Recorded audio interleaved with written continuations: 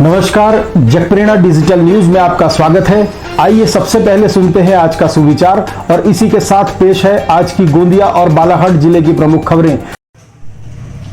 नमस्कार, आज का सुविचार। मुश्किल इस संसार में कुछ भी नहीं है, फिर भी लोग अपने इरादे बदल लेते हैं। जिनके इरादे नेक होते हैं, उनकी राह में पड़े पत्थर भी अपनी राह बदल लेते हैं। धन्यवाद। रजे गांव में पिछले एक महीने से लगातार जारी है मजदूरों की खातिरदारी। उत्तर प्रदेश, मध्य प्रदेश, बिहार के मजदूरों ने कहा, बालाघाट जिला प्रशासन की सेवाएं बेमिसाल। सालेकसा वन परिक्षेत्र में किसान के कुएं में गिरे 2 भालू, वन विभाग ने बचाए प्राण, वापस जंगल ले जाकर छोड़ा। बालाघाट जिले के किरनापुर में शॉर्ट सर्किट से मेडिकल स्टोर्स में लगी आग, हुआ बड़ा नुकसान। बालाघाट जिला मोटर ऑनर्स एसोसिएशन ने की प्रदेश सरकार से अप्रैल और मई माह का टैक्स माफ करने की मांग। जिलाध्यक्ष मुकेश चौहान ने कहा, सभी बस ऑपरेटर्स के साथ हो पूरा न्याय। गोंदिया जिले के तिरोड़ा लोधी टोला में 27 वर्षीय युवक की हत्या, सेंटरिंग के तार से हाथ बांधकर दिया गया हत्या को अंजाम, जांच में जुटी पुलिस। बालाघाट जिले के नागरिकों को अब नहीं होगी रक्त की समस्या, बालाघाट ब्लड ग्रुप का हुआ गठन। बालाघाट सहित पूरे प्रदेश में जारी है किसानों का शोषण। रबी के सीजन में दलालों के हाथों फसलें बेचने के लिए किसान मजदूर। जब से कोरोना संक्रमण के कारण पूरे भारत में लॉकडाउन किया गया, उसके बाद से निरंतर हर दिन लाखों मजदूरों को सैकड़ों किलोमीटर पैदल चलकर बड़ी यातनाएं सहन करते हुए पूरा देश देख रहा है। भारी सामान कंधों पर ढोते हुए अपाहिज परिवारजनों और बच्चों को गोद में उठाकर, तो वहीं ट्रेन से कुचलकर, तो कहीं घर पहुंचने से पहले ही मजदूरों की मौत के दर्दनाक दृश्य तो दिखाई देते रहे हैं। वहीं ऐसी स्थितियों के विपरीत बालाघाट जिले में रजेगांव सीमा चौकी पर नजारा इसके बिल्कुल विपरीत है। एक तरफ जहां सीमा चौकी पर पहुंचने वाले हजारों मजदूरों की रजेगांव मध्य प्रदेश महाराष्ट्र सीमा पर बालाघाट जिला प्रशासन की देखरेख में पिछले एक महीने से लगातार मेहमानों की तरह खातिरदारी की जा रही है। मजदूरों को भरपेट भोजन, नाश्ता, चाय, पानी आदि की भरपूर निःशुल्क व्यवस्थाएं बालाघाट कलेक्टर दीपक आर्य के सशक्त मार्गदर्शन में शुरू है। तो वहीं दूसरी तरफ रजेगांव सीमा से जिला प्रशासन द्वारा बाहरी मजदूरों को उनके घरों तक पहुंचाने के लिए प्रतिदिन बसों से उत्तर प्रदेश, बिहार सहित सभी प्रदेशों की सीमाओं तक पहुंचाने का कार्य किया जा रहा है। किस तरह से जिला प्रशासन द्वारा सेवाएं शुरू है, इसका नजारा तो आप इस खबर में देख ही रहे हैं। वहीं मजदूरों का कहना है कि महाराष्ट्र की सरकार ने उनके लिए कुछ नहीं किया, लेकिन मध्य प्रदेश की सरकार ने हमारे लिए बहुत कुछ किया। आइए देखते हैं जगप्रेरणा प्रतिनिधि हितेश अजीत द्वारा मौके पर पहुंचकर मजदूरों से लिया गया यह बयान। रामदास महतो। कहाँ जाना हो रहा है आपका? हमको बिहार जाने का है। कहाँ से आना हुआ है आपका? सूरत से। सूरत से क्या करते थे आप वहाँ? हम वो मजदूरी करते थे, रेती का काम करते थे। तो जब आप रजेगांव बॉर्डर पर पहुँचे थे, आपको कैसी व्यवस्था मिली यहाँ के प्रशासन के द्वारा? खाना पीना अच्छे हुआ। तो जाने के लिए कोई व्यवस्था शासन ने यहाँ की बनाई लोकल की? तो लोकल की तो नहीं, वो बसें बनाई गई है। बसें बनाई गई है। क्या कहना चाहेंगे आप शासन प्रशासन को यहाँ? अब क्या करना, अच्छे को करना चाहिए ना हमको। और जब शासन सब कुछ व्यवस्था हमको दे रही तो अच्छे है ना। अच्छी है। गौरव राठौर।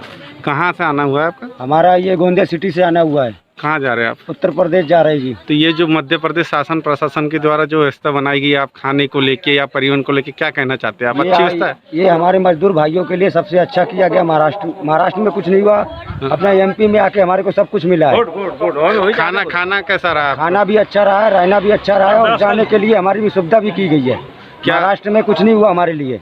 प्रशासन को क्या कहना चाहेंगे? ये यहाँ की प्रशासन अच्छी है, महाराष्ट्र की प्रशासन एक धड़ की नहीं है। मेरा नाम धर्मेंद्र महतो है।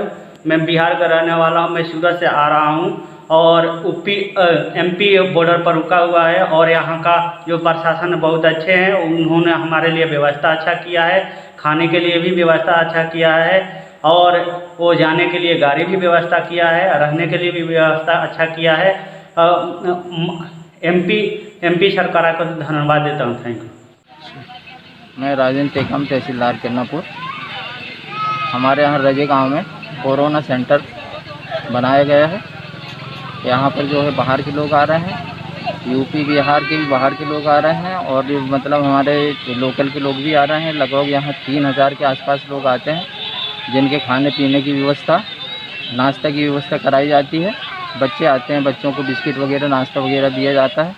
और यहाँ सभी की जो है कर्मचारी लगाए हुए हैं। हमारे जो कर्मचारी हैं वो स्वास्थ्य विभाग के भी कर्मचारी लगे हुए हैं, तो उनका चेकअप करते हैं। तो आपने देखा कि किस तरह से अब मजदूरों की सेवाएं उनको घर तक पहुंचाने के लिए शुरू कर दी गई है। निश्चित ही यह राहत वाली खबर है और इससे शेष वो मजदूर जो अपने घरों तक पहुंचने के लिए व्याकुल हो रहे थे, उनके साथ ही देश के नागरिकों को भी कुछ तो सुकून अवश्य मिलेगा कि अब मजदूरों की घर वापसी के लिए भरसक कोशिशें की जा रही है। यहां हम बता दें कि बालाघाट जिला परिवहन विभाग के माध्यम से अब तक बसों से 74,444 मजदूरों और छात्र छात्राओं को उनके घर पहुंचाया जा चुका है। बालाघाट जिला परिवहन अधिकारी अनिमेश गढ़पाल ने जानकारी में बताया कि कलेक्टर दीपक आर्य के मार्गदर्शन में कटनी, जबलपुर एवं भोपाल में फंसे हुए मजदूरों और छात्रों की वापसी के लिए 59 बसें लगाई गई थी और उनमें 3,694 मजदूरों को बालाघाट लाया गया है। इसी प्रकार भोपाल एवं इंदौर में फंसे छात्र छात्राओं को वापस लाने के लिए 17 बसें भेजी गई थी और इन बसों से 450 छात्र छात्राओं को वापस लाया गया है। जिले के अंदर मोवाड़, कोयलारी, बोनकट्टा, रजेगांव चेक पोस्ट पर बाहर से आने वाले 70,000 श्रमिकों को 75 बसों के द्वारा उनके गांव तक पहुंचाने की व्यवस्था की गई है। जिले के बाहर से उत्तर प्रदेश सीमा तक पहुंचाने के लिए 6 बसें लगाई गई थी और उनमें 300 श्रमिकों को पहुंचाया गया है। बढ़ते हैं अगली खबर की ओर। सालेकसा वन परिक्षेत्र में किसान के कुएं में गिरे 2 भालू, वन विभाग ने बचाए प्राण, वापस जंगल ले जाकर छोड़ा। सालेकसा से जगप्रेरणा प्रतिनिधि राकेश रोकड़े की यह खबर। गर्मी बढ़ने पर जब जंगल में पानी की पूर्ति नहीं हो पाती, तब भटकते हुए जंगली जानवर पानी की तलाश में नदियों, नालों, जलाशयों और कुओं की तलाश में शहर एवं ग्रामीण भाग में भी प्रवेश कर जाते हैं। पानी की तलाश में ही 2 भालू, जिसमें एक नर और एक मादा भालू थी, 18 मई को सालेकसा तहसील में जम्भाली गांव के पास एक किसान के खेत में पहुंचे और यहां सुबह 3 से 4 बजे के बीच कुएं में गिर गए। जानकारी जैसे ही क्षेत्र के वन परिक्षेत्र अधिकारी श्री इलमकर को मिली, श्री इलमकर और वन कर्मियों ने तुरंत मौके पर पहुंचकर निरीक्षण किया। गोंदिया वन विभाग और नवेगांव नागजीरा टाइगर रिजर्व को जानकारी देकर वन परिक्षेत्र अधिकारी इलमकर ने रेस्क्यू ऑपरेशन के लिए बुलवाया। उप वन रेंजर एस युवराज के आदेश दोनों रैपिड एक्शन टास्क फोर्स को मौके पर ले जाया गया। एक्शन फोर्स और सालेकसा फॉरेस्ट रेंज ऑफिसर और उनके सहयोगियों ने दोनों भालू को सुरक्षित कुएं से बाहर निकाला और उसके बाद उन्हें पिंजरे में कैद कर वापस घने जंगल ले जाकर छोड़ दिया। बचाव अभियान के परिणाम स्वरूप कोई हताहत नहीं हुआ, न ही भालू घायल हुए थे। भालू का बचाव अभियान Navegaon Nagzira tiger reserve, rapid action force, doctor Khodaskar और देवरी पशु चिकित्सा अधिकारी वरद पांडे की उपस्थिति में किया गया। बढ़ते हैं अगली खबर की ओर। बालाघाट जिले के किरनापुर में शॉर्ट सर्किट से मेडिकल स्टोर्स में लगी आग, हुआ बड़ा नुकसान। किरनापुर से जगप्रेरणा संवाददाता रवि अजीत की रिपोर्ट। 18 मई को बालाघाट जिले के किरनापुर में मेन रोड पर स्थित भवानी मेडिकल में अचानक शाम 6 बजे आग लग गई, जिससे कि मेडिकल दुकान के ऊपरी तल पर स्टोर की गई हजारों रुपयों की दवाइयां और साथ ही घरेलू सामान भी खाक हो गया। जगप्रेरणा संवाददाता रवि अजीत ने बताया कि भवानी मेडिकल के ऊपरी हिस्से में संचालक दिलीप चौधरी का स्टोर रूम था, जहां इन्वर्टर में आग लग गई। आग लगने के बाद बालाघाट और लांजी से फायर ब्रिगेड ने पहुंचकर आग बुझाने के लिए प्रयास किया, लेकिन सबसे ज्यादा कोबरा बटालियन के बड़गांव से फायर ने बड़ी सहायता पहुंचाई। जब आग लगी तो देखते ही देखते आग ने रौद्र रूप ले लिया, जिससे संचालक दिलीप चौधरी को बड़ी आर्थिक क्षति पहुंची है। बिल्डिंग की ऊपरी दीवार भी जर्जर हो गई। जगप्रेरणा संवाददाता रवि अजीत ने बताया कि भवानी मेडिकल संचालक दिलीप चौधरी का घर और दुकान एक ही स्थान पर है। मेडिकल के दुकान के पीछे ही घर भी है और स्टोर रूम भी था तथा घरेलू सामान भी यहां पर रखा रहता था। आग लगने की जैसे ही जानकारी लगी तो पूरा परिवार घर के बाहर निकल गया। आइए देखते हैं भवानी मेडिकल संचालक दिलीप चौधरी का यह बयान। दिलीप चौधरी, ये भवानी मेडिकल आपका ही? हाँ। अच्छा, ये अचानक आग कैसी लग गई भैया? शॉर्ट सर्किट कब देखा आपने शॉर्ट सर्किट देखा और तुरंत ही आपको समझ पकड़ दिया। ये आग ऊपर लगी या नीचे लगी?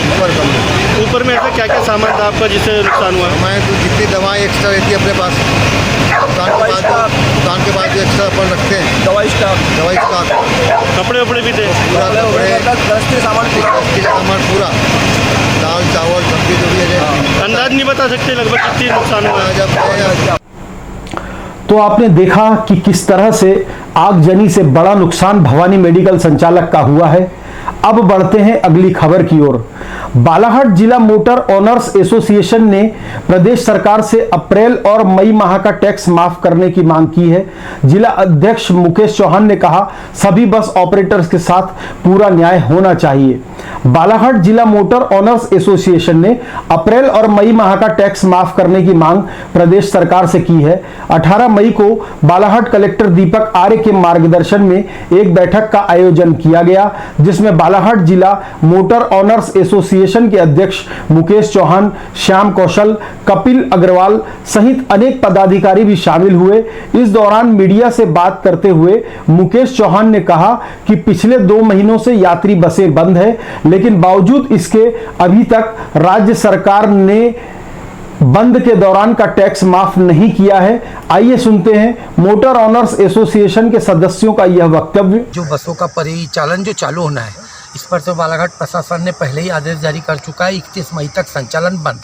तो इस पर तो मैं अभी कुछ नहीं कहना चाहूँगा, लेकिन मेरे बालाघाट बस एसोसिएशन की प्रमुख मांग एक है, अभी जिस पर बिल्कुल भी चर्चा नहीं हुई आज की बैठक में, लेकिन हमारी ये मांग है, जायज़ है कि हमारा अप्रैल और मई का टैक्स बाकी होना चाहिए, मतलब माफ़ होना चाहिए। अच्छा, जिस तरीके से शर्तों की जो बात जो की जा रही थी कि 50 सीटर में 25 लोगों को बैठाना, तो क्या लगता है कि आप लोग उस निर्णय पे सहमति देंगे? नहीं, बिल्कुल नहीं। उस स्थिति में तो परिवहन कर पाना असंभव है। तो फिर भी क्या होना चाहिए आप लोगों के हिसाब से? जैसे हमारा ऐसा है कि जैसे पहले स्थिति थी, हम प्रशासन के साथ हैं। जो पुरानी स्थिति थी, जितनी कैपेसिटी है उतने में संचालन करेंगे तो हम बैलेंस सीट में बने रहेंगे। लेकिन ये भी स्थिति हमारे संभागीय कार्यालय और मध्य प्रदेश भोपाल से जो निर्णय प्राप्त होगा कि संचालन चालू उसी शर्त पे करेंगे जिस पे हम बिल्कुल अप्रैल और मई का टैक्स माफ होने के बाद ही हम संचालन पे चर्चा करेंगे। लेकिन जिला प्रशासन हमको बहुत सहयोग कर रहा है, हम माननीय कलेक्टर साहब का धन्यवाद ज्ञापित करते हैं।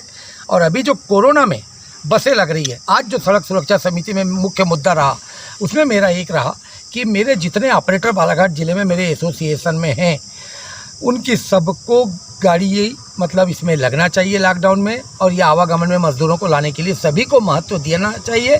ये बात मैंने बड़े मीटिंग में माननीय सांसद जी, माननीय कलेक्टर साहब, एसपी साहब के सामने बड़े गंभीरता से रखा हूँ। एक बड़ी बात आती है, 2 राज्य जो अपने लगे हुए, एक मध्य प्रदेश का जबलपुर जिला और महाराष्ट्र, इसी जगह पर अपने यहाँ से सबसे ज़्यादा परिवहन होता है, यानी यातायात चलता है।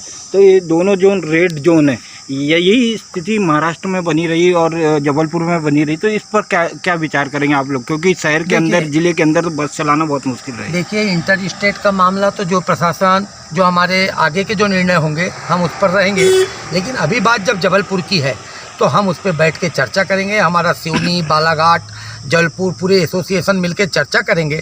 वैसे भी हमारा महाराष्ट्र स्टेट में सिर्फ गोंदिया तक और नागपुर तक परिचालन होता है, अभी हम उधर चर्चा नहीं कर रहे हैं। निश्चित ही माना जा सकता है कि मोटर ओनर्स एसोसिएशन के लिए यह मुश्किल हो सकता है कि किस तरह से वे आधी सीटों पर यात्रियों को बस में यात्रा करवाएंगे और किस तरह से वे लॉकडाउन के बाद, बसें शुरू होने के बाद कोरोना संक्रमण को रोकने के लिए आवश्यक कदम उठा पाएंगे।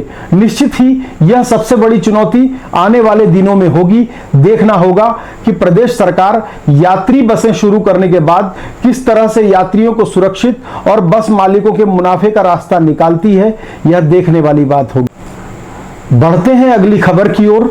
गोंदिया जिले के तिरोड़ा लोधी टोला में 27 वर्षीय युवक की हत्या, सेंटरिंग के तार से हाथ बांधकर दिया गया हत्या को अंजाम, जांच में जुटी पुलिस। गोंदिया जिले के तिरोड़ा लोधी टोला निवासी युवक राजेश बाबूलाल दूधबूरे उम्र 27 वर्ष की बीती रात 17 मई को सेंटरिंग के तार से बांधकर हत्या कर दी गई और गांव के बाहर नाले के किनारे उसकी लाश फेंक दी गई। इस घटना की जानकारी तिरोड़ा पुलिस को 18 मई को सुबह हुई। तब तिरोड़ा थानेदार उद्धव दमाले ने घटना स्थल पर पहुंचकर युवक का शव पुलिस कस्टडी में लिया और शव का पंचनामा कराकर शव परिवारजनों को सौंप दिया। बताया जा रहा है कि पुलिस ने इस घटना के बाद जांच के लिए फॉरेंसिक टीम और डॉग स्क्वाड को भी लगाया है। देखना होगा कि हत्या किन कारणों से की गई, इसका खुलासा तिरोड़ा पुलिस कब तक कर पाती। बढ़ते हैं अगली खबर की ओर। बालाघाट जिले के नागरिकों को अब नहीं होगी रक्त की समस्या, बालाघाट ब्लड ग्रुप का हुआ गठन। जब से कोरोना संक्रमण के कारण लॉकडाउन की स्थिति बनी है, तब से सबसे ज्यादा जिला चिकित्सालय में मरीजों और उनके परिवार के लोगों को रक्त की व्यवस्थाओं के लिए मिन्नतें और लोगों के सामने गिड़गिड़ाने के मामले सामने आते रहे हैं। जिला चिकित्सालय में रक्त की कमी के कारण जिला प्रशासन ने भी विगत दिनों 2 बार रक्तदाताओं से आगे आकर रक्तदान का आह्वान किया था, जबकि ऐसी स्थिति में सबसे ज्यादा बालाघाट जिला चिकित्सालय में जिले के तहसील एवं ग्रामीण क्षेत्रों से आने वाले लोगों को दिक्कतों का सामना करना पड़ता था। लेकिन अब बालाघाट जिले के नागरिकों की सच्ची सेवा के लिए बालाघाट के युवाओं ने कदम आगे बढ़ाते हुए बालाघाट ब्लड ग्रुप का गठन किया है। इस बालाघाट ब्लड ग्रुप के माध्यम से लोगों को जोड़ने का प्रयास किया जा रहा है, ताकि हर एक जरूरतमंद व्यक्ति को रक्तदान के माध्यम से मदद पहुंचाई जा सके। बालाघाट जिले के युवा समाज सेवी सौरभ जैन ने जगप्रेरणा को जानकारी देते हुए अपील की है कि अधिक से अधिक रक्तदाता उनके बालाघाट ब्लड ग्रुप से जुड़ें और रक्तदान करें। सौरभ जैन ने यह भी बताया कि उनके द्वारा लगातार लोगों की मदद करते हुए रक्तदान किया जा रहा है। आइए सुनते हैं सौरभ जैन का यह वक्तव्य। जिले में जो ब्लड की समस्या बनी हुई लॉकडाउन के बाद से, उसको देखते हुए मेरे द्वारा 3 दिन पूर्व बालाघाट ब्लड ग्रुप बनाया गया। बालाघाट के पूरे जिले भर के लोगों को हम जोड़ने के उसमें प्रयास कर रहे हैं, जिसके बहुत अच्छा मेरे को प्रतिशत मिला। 2 दिन के अंदर आज 200 से ऊपर लोग जुड़ चुके हैं और आज पहली बार हमें कॉल आया कि कुछ ज़रूरत है ब्लड की, तो उस ब्लड देने के लिए हम आए हैं यहाँ पे। और आपके माध्यम से मैं बालाघाट जिले के संपूर्ण जिले वासियों को ही बोलना चाहूँगा कि इस ग्रुप में जुड़े, अपना नाम, अपना ब्लड ग्रुप, अपना मोबाइल नंबर और जगह जहाँ पे आप रहते हैं वो भी जगह भी दे दें कि कटंगी है, वारासुनी है, बालाघाट है, तो उसकी आप जानकारी दे देंगे तो हमें आगे भी सुविधा रहेगी, ब्लड डोनेट में हेल्प हो जाएगी लोगों की। बढ़ते हैं अगली खबर की ओर। बालाघाट सहित पूरे प्रदेश में जारी है किसानों का शोषण। रबी के सीजन में दलालों के हाथों फसलें बेचने के लिए किसान मजबूर।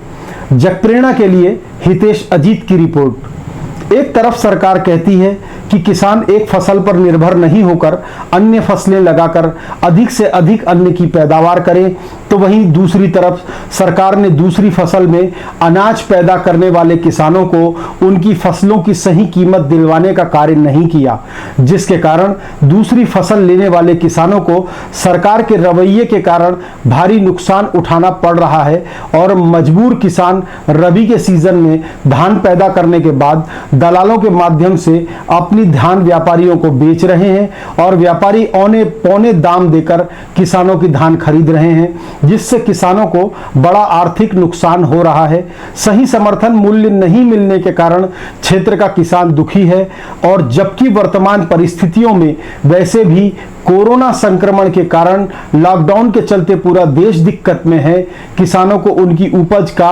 सही मूल्य प्रदान करने के लिए रबी के सीजन में धान खरीदी शुरू की जानी चाहिए। हम आपको बता दें कि पूरे बालाघाट जिले में किसान दूसरी फसल के रूप में रबी के सीजन में धान लगाते हैं, लेकिन यह धान सरकार द्वारा नहीं खरीदी जाती। आइए सुनते हैं किसानों की परेशानी उन्हीं की जुबानी। क्या नाम है आपका भैया? संतोष हेमराज मत्ते। ये आप कितने एकड़ में धान उगाते हैं? अभी रबी की फसल कितने एकड़ में होती है आपके यहाँ? 3.5 एकड़ में है अभी। तो इसको बेचने का क्या क्या जरिया है? आप लोग किस तरीके से धान को, कि मध्य प्रदेश शासन तो धान खरीदती नहीं है।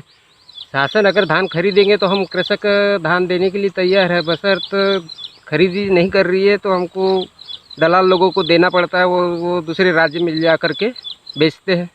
तो शासन से क्या मांग करते हैं आप? शासन से क्या चाहते हैं आप? हमको शासन से यही मांग है कि ये रबी की फसल खरीदे और हमारे को उसका लाभ मिले, यही हम शासन से कहा थी। तो आपकी धान कौन से राज्य में जाती है? क्या वहाँ धान वहाँ की शासन खरीदती है? हाँ, महाराष्ट्र शासन में जाती है, वो खरीदते हैं धान। अपने यहाँ रबी की धान नहीं खरीदी जाती? नहीं, अपने यहाँ नहीं खरीदी जाती। तो अपने क्या खरीफ की धान खरीदी जाती है? खरीफ की ही खरीदी जाती तो है। क्या अगर आपको महाराष्ट्र का समर्थन मूल्य या जो एमपी में भी खरीफ की फसल का जो समर्थन मूल्य जो मिलता है इतना ही मिले तो आप खुश रहेंगे शासन से? हाँ, बिल्कुल शासन से हम खुश रहेंगे कि हमको समर्थन मूल्य पे ही रबी का धान खरीद दिया जाए, और अच्छी बात है।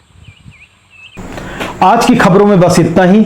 जगप्रेरणा के साथ बने रहने के लिए और हर खबर, हर विषय की मिलते रहे आपको पूरी जानकारी, पूरे तथ्यों और पूरे विश्लेषण के साथ, तो इसके लिए जगप्रेरणा के साथ बने रहिए। जगप्रेरणा की खबरें जब भी अपलोड हों तो आपके मोबाइल पर आपको सबसे पहले मिले, इसके लिए जगप्रेरणा को सब्सक्राइब करना ना भूलें। जय हिंद, जय भारत।